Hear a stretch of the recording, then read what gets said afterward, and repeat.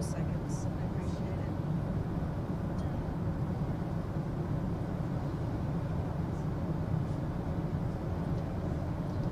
It's cold. It's been cold on the whole entire plane. Usually it's hot. It's really cold, especially back here. It's usually cold. Yeah, that's great. Yeah. Get some sunlight. There's hopefully some warmth.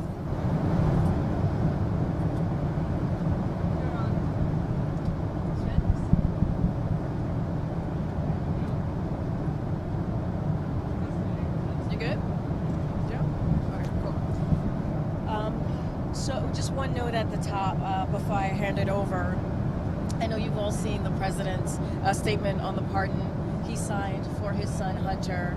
The president's statement was quite comprehensive, but I'll take your questions on this after my NSC colleague, Admiral John Kirby, previews the president's trip to Angola and takes your question on foreign policy news of the day. And after that, we'll continue. Go ahead, Thanks, Admiral. Karine. Just two things. One, I think you may have seen a statement issued by the First Lady and the President following reports of the death of Omer Nutra. This is a young 21-year-old Israeli soldier who was apparently killed during the 7th of October attacks, and only now have the Israelis been able to confirm his death. So it's a terrible, devastating loss for the family. Our thoughts and prayers go out to them. Our condolences go out to them. As you may remember, they were two of the parents that the president had a chance to see personally in the Oval Office just about a month ago. So terrible news, and wanted to pass that along. You'll see that condolence letter. Now, if I could just jump real quick to what we're doing here on the trip. We're obviously en route to Luanda right now, where President Biden will have a couple of days of several important meetings and discussions. It's a historic visit, not just because it's the first time a U.S. president has visited Angola, but because it's really emblematic of President Biden's priority to strengthen global alliances and partnerships, and really of our strategic approach to when it comes to U.S.-Africa policy. We have absolutely transformed this relationship, working on a range of critical issues together. Angola has been a strategic partner in working to improve security in eastern DRC, and it's also helped to advance the Libido Trans-Africa Corridor, which, when complete, will connect Africa from the Atlantic Ocean to the Indian Ocean, making global supply chains more resilient, creating more economic opportunities for communities across the continent, in the United States, and quite frankly, around the world, too. The Libido Corridor epitomizes the model of U.S. international investment and engagement that the President has championed through his signature initiative, the Partnership for Global Infrastructure and Investment, or PGI as you know it.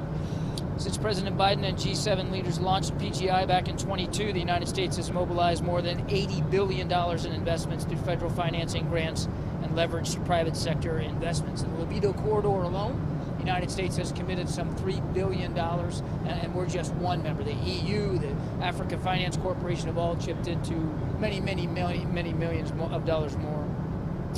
You can expect that the President will discuss all of these and other important issues when he meets with President Lorenzo in Luanda later tomorrow. And then also tomorrow he's going to get a chance to deliver some remarks that both acknowledges the horrific history of slavery that has connected our two nations, but also looks forward to a future predicated on a shared vision that benefits both our peoples. He'll also have the chance to meet separately with members of Congress, members of the Advisory Council on Doing Business in Africa, and members of the Advisory Council on Africa Diaspora Engagement, which he established during the Africa Leaders Summit in December of 22. And then as we're looking forward, we see this Libido Trans-Africa Corridor project as a real game changer for U.S. engagement in Africa, and that's why on Wednesday he's going to have a chance to go see for himself. Talk to leaders of the countries situated along that corridor, Angola, the DRC, Zambia, Tanzania, and during those conversations he'll underscore his vision for stronger U.S.-Africa relationships and greater opportunities. And I think with that, I can stop. Good, well. Okay, I got two on the pardon. Can you stick to foreign policy? If not, we'll go to somebody else. I don't want to run out of time. On Syria, Jake suggested on Sunday that this suggested that the rebel offensive meant that maybe Syrian allies were distracted, which might not be such a terrible thing for U.S. foreign policy. But it also seems like there might be a chance that things are really destabilized, and there might be a bigger chance for like a global conflict. We're watching this really closely, and it's too soon to know how this is all going to shake out. As Jake said, it clearly is demonstrates to us that Assad's biggest backers, Hezbollah, Iran, Russia, they're all distracted, and quite frankly, we believe they're weakened. Now, whether that is the connective tissue here, that means there's going to be a big change in Syria, we just don't know. As Jake also pointed out, the group that's moving in on Aleppo is a designated terrorist group by the United States. So these are not good folks. So we're going to watch this closely, but it's really too soon to know what kind of impact it's going to have across the country. John, do you have any reaction to some of the comments by Ukraine's Zelensky over the past couple of days, kind of hinting at a phase post this hot stage of the war, talking about the idea of NATO membership in exchange for giving up the territory that they've already lost to Russia, diplomatic solutions to retaking some territory? Does any of that make sense, and are we getting closer to the end of this conflict? Trevor, since the very beginning, we've made very, very clear that how, if and however this war ends, it's got to end in a way that is commensurate with the aspirations of the Ukrainian people, and quite frankly, with President Zelensky and the policies and pursuits that he's after. He gets to decide if and when he's ready to negotiate, and he gets to decide what, if anything, he's willing to negotiate. Our job has been, and will continue to be throughout the rest of this administration, making sure that we're putting him and his army in the best position of strength we possibly can, so that when negotiations begin, he has leverage, he has some power at the table, and that's what we're focused on. And one more. Over the Thanksgiving holiday, the president was seen exiting a bookshop with a copy of a book by a Columbia historian, Rashid Khalidi, who has referred to the Palestinian conflict essentially as being an ethnic cleansing operation. Why did the president choose to read that book at this point in his presidency? Well, look, when you say something like that, it reminds me of what Mark Twain said, that a man who refuses to read good books has no advantage over a man who cannot or won't read those books.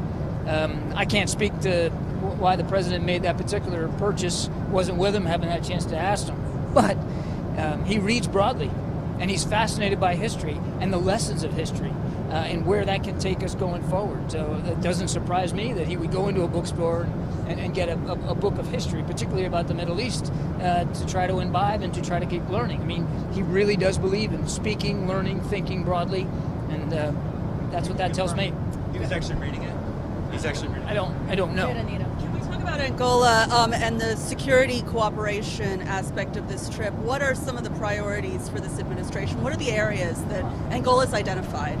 I mentioned a big one, which is getting this libido corridor and this rail corridor, economic corridor completed. And it's going to take years, but there's already been a lot of work went into it, and it's going to reduce literally by days the amount of time that it takes to move crops and goods from one side of the continent to the other. It's going to create incredible economic opportunities here on the continent, and it will help also continue to drive towards this clean energy transition that he knows President Lorenzo is very interested in. So the average Angolan's like 19 years old. They don't relate to like this Cold War sort of balance of power struggle on the continent that we're seeing with China and the U.S.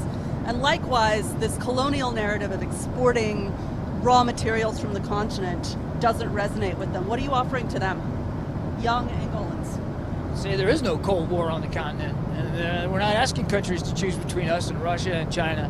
We're simply looking for reliable, sustainable, verifiable investment opportunities that the people of Angola and the people of the continent can rely on, because too many countries have relied on spotty investment opportunities and are now racked by debt.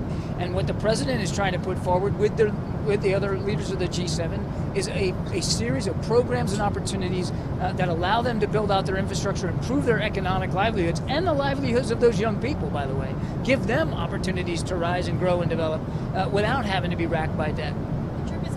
The end of President Biden's administration. You touched on China and Russia, but do you think this trip is enough to, I guess, establish that level of, interest that the U.S. has in the African continent? Like, the trip is coming so late towards the end, so is this essentially, showing African nations that the U.S. really, is serious about committing to? Since we launched the summit, the African Leaders Summit in 22, there have been more than 20 cabinet level officials that have visited the continent. The president will be obviously the last of the administration to do that, but he has been preceded by a whole heck of a lot of travel, which, by the way, visits which, by the way, delivered some $40 million plus of investment and assistance into Africa. So I just kind of push back on the premise that this is sort of a Johnny-come-lately trip at the very end. This is something he's been focused on since he became president of the United States, and he's grateful for the opportunity to round out his time as president with a trip to Angola. Are you able to touch on what some of the deliverables might be for President Biden this trip? Are you able to kind of highlight what we can expect in terms of, investment numbers? Is there anything you can share on that? I'm going to get ahead of him and his announcement. You'll hear more from him on this tomorrow. But I think you'll hear him talk about additional U.S. commitments to the Libido corridor, additional U.S. commitments to global health, additional U.S. commitments to clean energy transition and climate programs here, as well as people-to-people exchanges. I mean, he'll have a whole range of things that he will be speaking to about in terms of current and future U.S. commitment to the continent. John, with the limited amount of time that you have left in office at this point, can you give an assessment of the likelihood of a ceasefire deal in Gaza and Israel? Working on it every single day, and I wish I could give you odds. I can't do that, but I can tell you, without doubt, 100% of our energy and effort is being put to try to get in this. And it's really the main stumbling block continues to be Hamas, and we believe that as they look at the world right now, they ought to see just how isolated and weakened they are. Iran's no longer there for them. Hezbollah's no longer there for them. The Houthis aren't doing anything materially to support what they're trying to do. They've lost their leader, Mr. Sinwar. It's time for Hamas to come to the table, and we're going to keep doing that. We're working with Qatar, Egypt, Turkey, even as we speak. There are active conversations that our team's having with them to see if we can get this on the table. There's no reason why we can't do it. We just have to bring it home. I have two questions. John, on Lebanon, is it concerning to you that Israel has continued to strike Lebanon even after the ceasefire deal was agreed to? Does that raise any concerns about the deal coming to fruition? Yeah, so we are seeing some sporadic strikes in the last few days. This was expected. This is why. I mean, you're talking about a war that's been raging now for actually many years, if you think about it, certainly since October 7th. We went from hundreds of rocket attacks to basically zero by Hezbollah and dozens of airstrikes by Israel to one or two per day. So there's been a dramatic reduction in the violence. We did put in place a mechanism to actually work out and deconflict and to try to stop these attacks. That mechanism is in full force and is working. There's a U.S. Army general who is basing himself out of the embassy in Beirut as part of this mechanism process, as we announced that we would do, and that's ongoing. What is that mechanism? Can you expand on what that is? In Amos, we have a civilian, and in the military, we have a one-star general who are sort of operating as our connective tissue to the parties to try to monitor and keep the ceasefire implemented. And that deconfliction process, that system is in place. So again, largely speaking, though, the ceasefire is holding. I'll continue on Lebanon. So as far other than the fact that Hezbollah is severely weakened, now what makes this ceasefire different in terms of its chances of succeeding compared to all the other previous Lebanon ceasefires? Well, again, we believe we have a mechanism in place, a system in place to monitor it and to implement that. And again, so far, it largely is doing that. There have been sporadic strikes, no question about it. As the president said when he announced it, Israel has the inherent right of self-defense. So I'll let them speak to what they're targeting. But we've gone from, dozens of strikes, down to one a day, maybe two a day. That's a tremendous reduction, and we're going to keep trying to see what we can do to get it down to zero, so that both sides are fully implementing it. But it's only a week or so old, so there's a lot more work to do. Is that due to the mechanism working, as in is the U.S. through this mechanism restraining Israel? It's the part and parcel of the mechanism working, but also the leaders on both sides are committed to this. They are both sides in a different place after months and months of going after one another, and we think they both are, still committed to this. Can I ask one about libido? On the libido corridor project, obviously Trump has a very different foreign policy view from this administration. So how Trump-proof is this project, this investment? And could he come in and this doesn't work with his America First vision? He obviously thinks that there is a Cold War ongoing on the continent. So if this doesn't jive with that, could we see this whole thing fall apart? I'll let President Trump and his team speak for what they will or won't do once they get into office. We are still in office. We still have 50 days. This is a key major development, not just for the United States and our foreign policy goals in Africa, but for Africans, for the countries across the continent, particularly those involved in the corridor itself, those 4 countries, and it will bring real opportunity to them. So our sense is, and you'll see this for yourself when y'all go there the day after tomorrow, that the leaders of those 4 countries are absolutely dedicated to seeing this through because they see the value to their young people, to their population, to their economies. And that's what we're really trying to do, is drive a lasting investment opportunity that truly has a generational effect on prosperity on the continent. So it can and will go forward, without U.S. investment, if U.S. investment is pulled? I can't speak for those leaders and what they will do or won't do, and I certainly don't want to hypothesize about what President Trump might or might not do. It's our fervent hope that as the new team comes in and takes a look at this, that they see the value too, that they see how it will help drive a more secure, more prosperous, more economically stable continent. Speaking of there being only one president at a time, we saw that Canada's premier met with Donald Trump.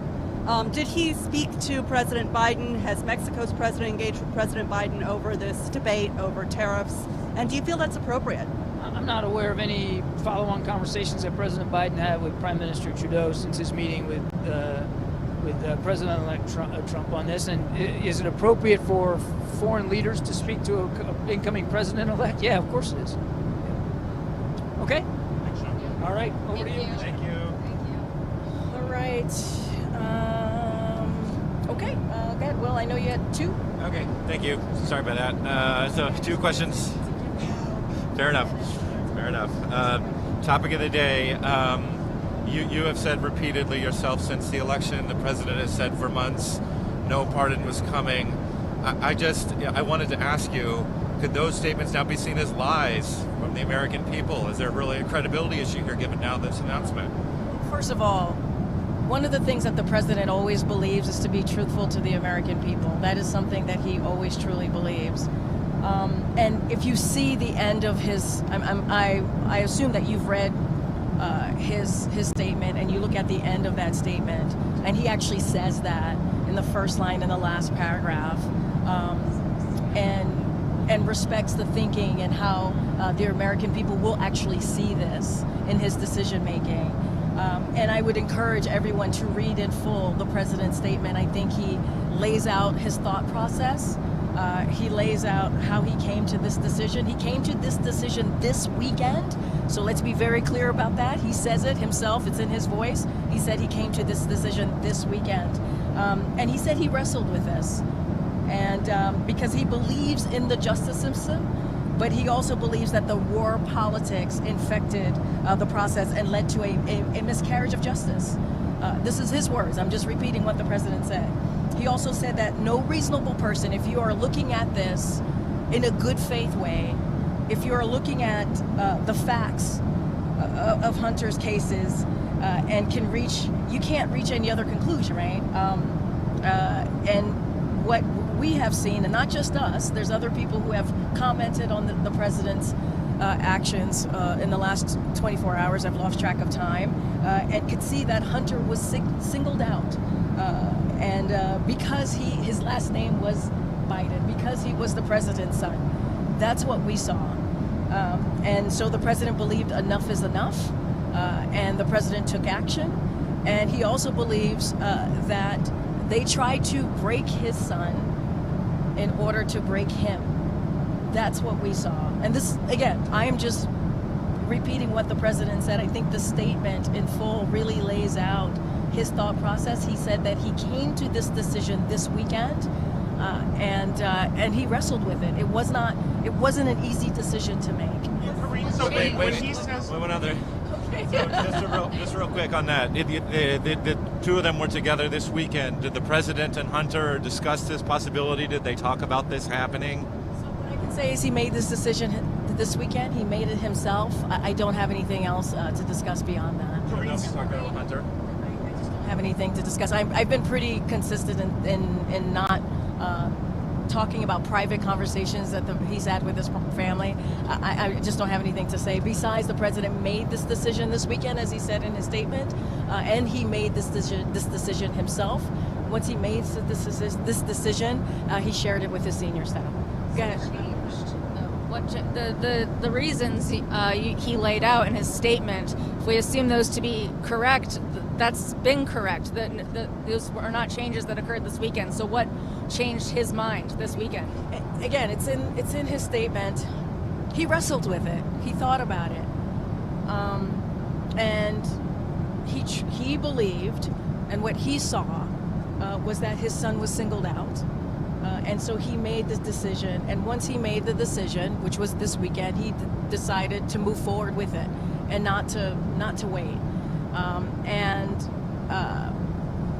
I think he truly believed enough is enough. This is we have seen in the last 5 years or so the president's political opponents say this. This is not the president saying it. They said it themselves. They were going after Hunter Biden. And so he made this decision. So, Karine, when the president says that the justice system is infected with politics, how deep is the rot? And how much of the blame does the president take on himself for the fact that his own Justice Department, his appointees, have allowed it to get this bad? And I'm going to get to your answers, but I do want to just share a couple of things from, for example, former Attorney General Eric Holder said, no U.S. attorney would have charged this case given the underlying facts. After a 5-year investigation, the facts as discovered only made that clear. Had his name been Joe Smith, the resolution would have been fundamentally and more fairly a declination, pardon warranted. Former U.S. Attorney to the Eastern District of Michigan, Robert McQuaid, said, pardon of Hunter Biden is the best interest of justice. Based on the facts, most federal prosecutors would have declined to charge him. The botched misdemeanor guilty plea and sentence of the diversion were a tell that the special counsel had the same assessment. One more. Former Deputy Chief of the Criminal Division, Southern District of New York, said, as SDNY Criminal Division Deputy Chief, I was responsible for approving charges and non-prosecution requests. I wouldn't have approved Hunter Biden's tax or gun cases if Hunter's last name wasn't Biden. I don't believe he would have been charged. His pardon is justified. And the president says it. I'm going to pull out his statement. To your question, and this plays into what I just read with the SDNY Deputy Chief, which is, look, there was a deal on the table, a carefully negotiated plea deal agreed to by the Department of Justice, unraveled in the courtroom with a number, this is the president's voice, with a number of my political opponents in Congress taking credit for bringing political pressure on the process. Had the plea deal held, it would have been a fair, reasonable resolution of Hunter's cases. This is the president saying Yes, this. he's saying his own Justice Department is broken, Karine. He believes in the Justice Department. He believes that there After was. saying all that, he believes in the Justice Department? This is his words. He said this. This is the president saying He this. just said it's infected with politics. I said I would not interfere with the Justice Department's decision making. I kept my word, even as I have watched my son being selectively and unfair prosecuted. So how deep is the rot? How many selective prosecutions are there at the DOJ? What I can speak to is this particular case, which is Hunter Biden, who has the last name of the president, who I just said there were political opponents who were very clear and very vocal about going after his son. And I just laid out, and there's more, multiple people who are part of that system, right? Who have either worked in the justice system or currently do so, and they have been very clear on how they feel about this particular case, the cases against Hunter Biden. So The judge was also clear in this case. The judge said it wasn't political pressure when it came to the plea deal.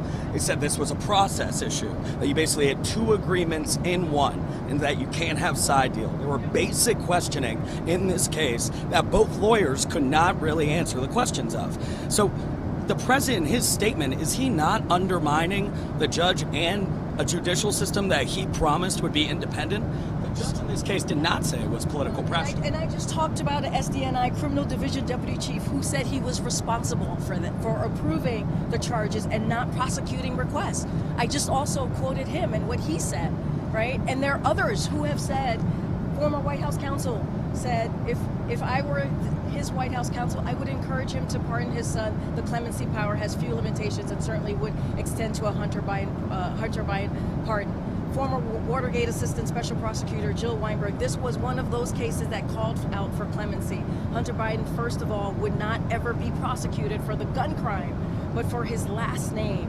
Hunter has now been sober for many years, and this is a time when it is really appropriate to grant a clemency. Look, the president, wait, two things could be true. The president does believe in the justice system and the Department of Justice. And he also believes that his son was singled out politically. And this is what we saw over and over and over again over the last couple of years. And when his deal that fell apart, which the president said in his statement, he thought would have been fair. The president said this, and that the Department of Justice agreed with. He said if that had gone through, he believed it would have been fair. When that fell apart, his own political opponents just continued to revel in it. And one of the reasons the president did the pardon is because they didn't seem like his political opponents would let go of it. It didn't seem like they would move on. And so this is why this president took this action. Is the president seeking the resignation of the Attorney General? No. Do you think this would have happened if Harris hadn't lost the election? Look, I'm not gonna get into the election. It is a no. I can answer that. It is a no. And what I can say, It's a no. This would not have happened if Harris hadn't lost the election. The pardon would not have happened if Harris hadn't lost the election. I can speak to where we are today, and so I can't speak to hypotheticals here. Where we are today, the president made this decision over the weekend. He thought about it, he wrestled with it, and for him, he made this decision because he believed his son was being politically What changed his mind, and obviously the election, in the statement he refers to enough is enough. He thinks that there could be further, it sounds like he thinks there could be further prosecution of Hunter under a Trump administration. He didn't believe that they would let up, right? He didn't think that they would continue to go after his son. That's what he believed. And look, I'm not going to get into hypotheticals to the original part of your question. The president wrestled with this decision. He made this decision this weekend. And he decided to move forward with pardoning his son. Does the president believe now and agree with President-elect Trump that the justice system has been weaponized for political purposes and that it needs root and branch reform? No, read the president's statement. Seriously, read the president's statement. He said he believes in the Department of Justice. He does. He says it in his statement. He believes. He also believes that raw politics infected the process and it led to a miscarriage of justice. He believes his son was unfairly targeted. He said that what his political opponents have done to my son, that's his words, is cruel and enough is enough. He says he believes in the justice system. And I said both things. No, but both things, well, I'm not gonna, I can only speak for this president. I'm not gonna speak for anybody else. Both things could be true. Right? And that's what he says. He says that the Department of Justice, he believes in the Department of Justice. He also believes that, politics infected the process here. It infected the process. And you saw that when the deal fell apart. And let's not forget, Department of Justice agreed on that deal. The president said if that deal had moved forward, he thought it would be a fair process. And when that deal fell apart, his political opponents took credit for it. They took credit for it and didn't seem like they were going to stop. President-elect Trump has likened this to the case of the so-called January 6thers, the people who are in prison because of their role in January 6th. What do you think of that argument? And do you think that that's a fair parallel, that he believes he should? Today I'm going to talk about the pardon. We've been very clear about January 6th. The president has been clear about that. He's spoken to that many times before.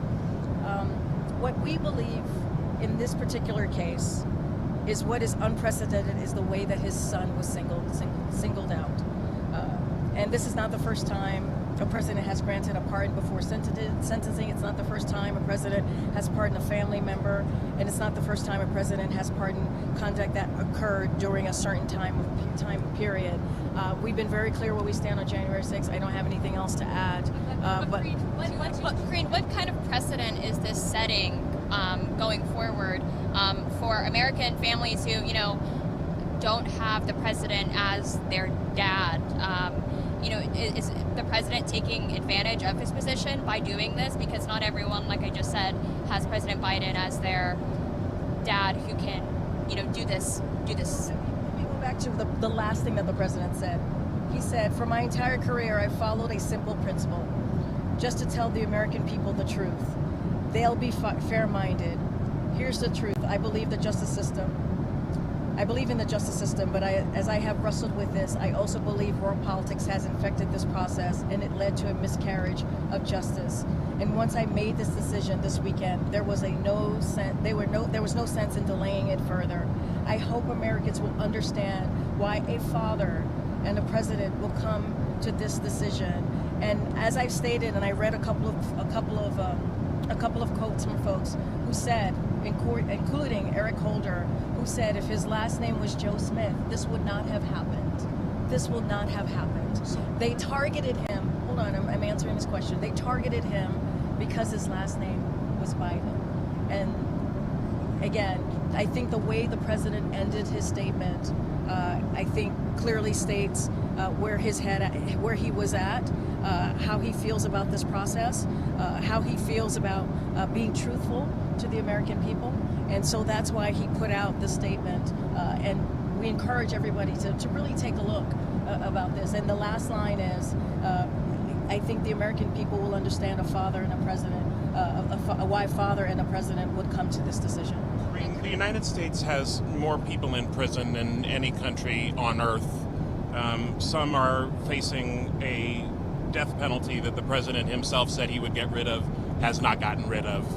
Can we expect that other people who are in prison, whose clemency petitions are sitting at the White House, are going to have their cases see the same care and attention that the president gave his own son? So look, as you know, when it comes to the criminal justice system and really making sure we get to a place where it's equal and fair, this is a president has taken this very seriously, and you know that by executive actions that he took very early on in his administration. And he understands what certain communities go through. He's been very clear about that. He's talked about that. As it relates to pardoning or any clemency, the president, as you know, at the end of the year makes announcements. He's thinking through that process very thoroughly. There's a process in place, obviously, and so I'm not going to get ahead of the president on this, but you could expect more announcement, more pardons and clemency at the end of this term. Karine, why was it the case that both you and the president said well after the plea deal fell apart that there wouldn't be a pardon, and now there is a pardon? Again, I'm referring to his statement. He thought about this weekend. This is a decision that he made this weekend. He agonized over it. Were there any new details that... What I can tell you is what the president said himself. He made this decision this weekend. And I think, again, encourage you to read the statement and really just the first paragraph and what he's watched his son go through, an unfair process, being singled out. And let's not forget, even in the last two parts of his first paragraph here says, People are almost never brought to trial on felony charges solely for how they filled out a gun form.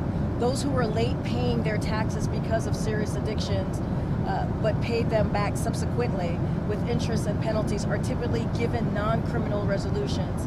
It is clear that Hunter was treated differently. And so he wrestled with it this weekend, and he made a decision this weekend on how to move forward with this. And so I'll leave it there. Was he not wrestling with it before this weekend? What I can tell you is that the president himself said he wrestled with it, and he made this decision this weekend. If he was still wrestling with this decision, I guess two things. Is there anything in that statement that is a new detail in the case that would be a factor in him changing his mind here? And then two, if he was still wrestling with this, which, I mean, clearly he was. He was, like, we talked to the president's allies, he was still wrestling with this decision. Then why would he declare it off the table? Why would he say, I'm not going to do this, if clearly there was an intention to do this? Unless you can point me to a new detail in the case for which he changed his mind. He made this decision this weekend. That's what I can tell you. He wrestled with it, and he made this decision this weekend. It is a decision that he came to terms with and made it, and shared it with all of you, obviously, by offering his son a pardon. I guess what we're struggling with is that his statement basically is a contradiction. It says, I believe in this system, enough is enough. I don't see how you can have it both ways. I don't think it's a contradiction. I don't. Two things could be true. You can believe in the Department of Justice system, and you could also believe that the process was infected politically, and that's what the president says. Remember, there was a deal on the table that the Department of Justice agreed on, and it fell apart. And his political opponents praised that deal falling apart. And so, in that regard, yes, he believes in the Department of Justice, and he believes in the system. But there was a political singling out of his son.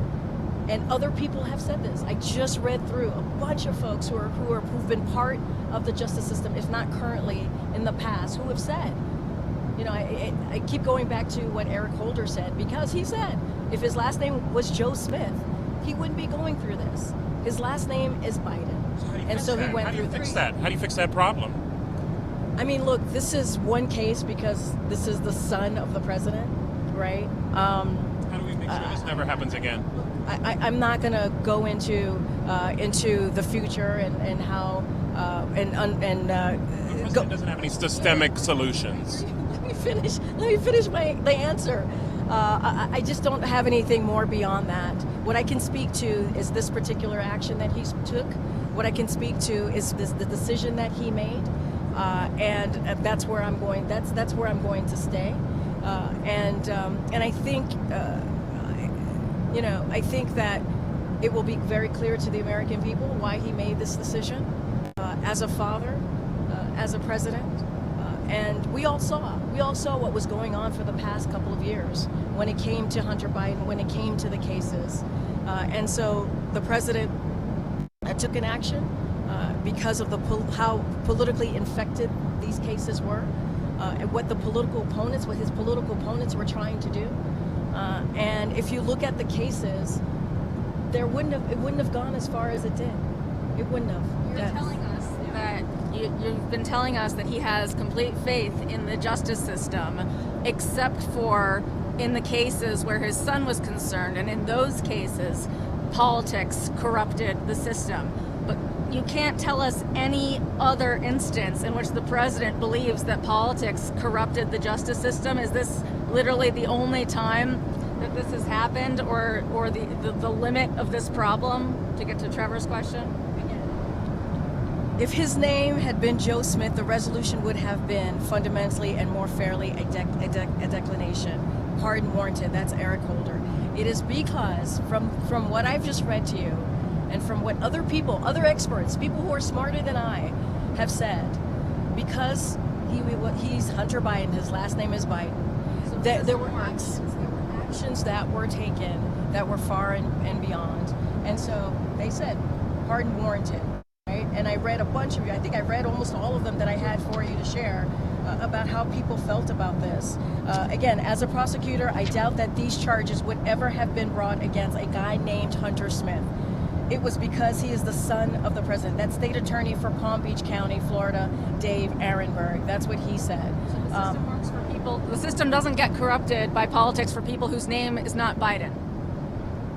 You're twisting and misrepresenting what I'm saying. I'm talking about a particular issue right now.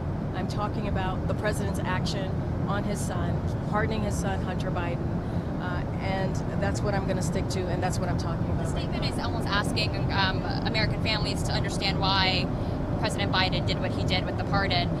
But for families who have a child or don't have the same resources as President Biden, is that fair to ask them to understand if they're not sitting in this position? Take a step back. For the past 5 minutes, I've been talking about why there was a political infection on this particular case is because it was Hunter Biden. That's why we are where we are and why the president provided a pardon. And he believes that his son was singled out. And because Hunter Biden was singled out because his dad is the president. That's what we're talking about here. And that's what we have been seeing for the past several years. And that's what the president was speaking to, and that's why the president took the action that he did. How soon could the next round of pardons could come? For those who are waiting and have been waiting for some time and aren't Hunter Biden, how soon could we expect to see those? I don't have a timeline for you. As you know, this usually happens towards the end, and so the president is going through that process, thinking through that process. I'm not going to get ahead of him, but you can expect more announcements to come.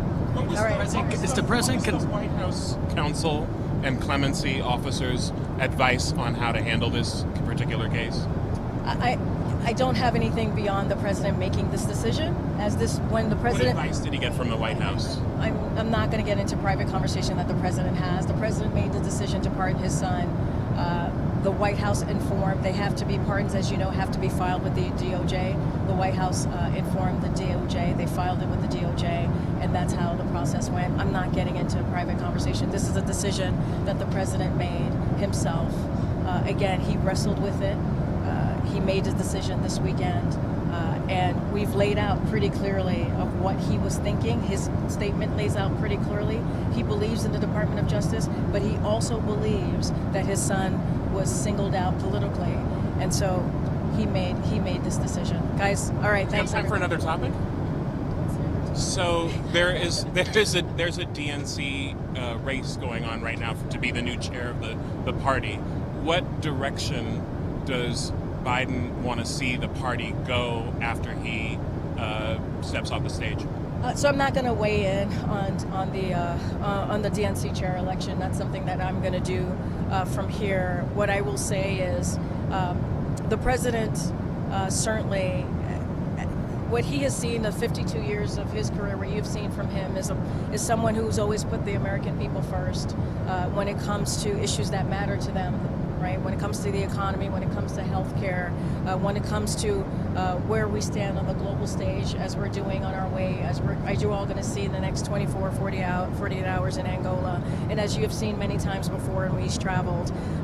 And the president is very proud of what he's been able to do on behalf of the American people, whether it's beating Big Pharma, whether it's getting us out of a pandemic and making sure that schools were open, businesses were back open, and that we were able to get out of this in a way that was comprehensive, in a way that didn't leave any communities behind. And so the president's going to continue to focus on that. What else can we do to lower costs? What else can we do to make Americans' lives better? He wants us to run through the tape. So every day, we have 50 days left. Every day is going to be an important day, just like the next certainly 48 hours are going to be. You saw what the president did on the South Lawn with the First Lady, talking about World AIDS Day, making announcements there. This is what the president cares about. How do we make lives better? And he hopes we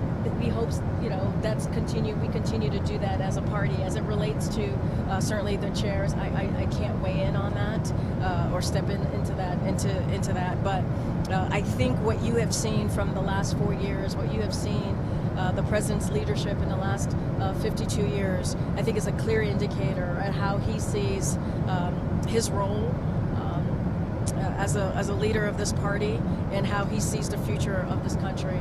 And he always talks about possibilities, and certainly that's something that he continues to believe, is that how important that is. What is your experience of the transition? Have you met with the next team that's coming in? What tangible changes do you think we'll see at the White House? Look, that's up to them. You know, what we Have they come in already and had meetings with you? what I can say is that we want an efficient, effective transition of power. We want it certainly to be peaceful, right? As the president, I think, showed himself when he invited President-elect Trump to the White House. You saw them sit together in the Oval Office, and that is something that President Biden wanted to. More lower-level meetings. What I can say is we've been in touch with the Trump transition team. Those conversations continue. We are going to make this as smooth as possible. That's what we want, and certainly that's what we will continue to do. And teams, to your question, the teams have been talking, and I don't have anything beyond that. Is the president planning on having a press conference during this trip? I don't have a press conference to announce for this trip, but I'm pretty sure, and the president likes to engage with you all, and I'm sure he'll continue to do that. Thanks, everybody.